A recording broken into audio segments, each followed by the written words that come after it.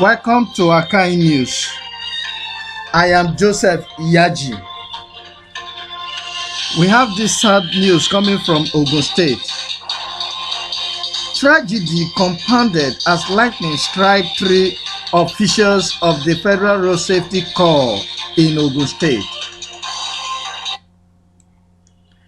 3 officials of the Federal Road Safety Corps FRSC were on Wednesday struck to death by a mysterious thunder lightning which occurred around 8 a.m. in Ilese Ijebu North-East local government area of Ogun State. The incident, according to Daily Sun, occurred following a light rain and accompanied by the lightning which whizzed into the Federal Road Safety Corps office located at the old toll gate in the town and killed the officials. It was further gathered that the thunder struck while the Federal Road Safety Corps officials were preparing for the morning parade.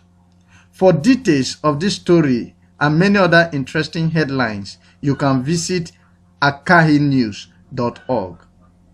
From Akai News, I am Joseph Iyaji reporting.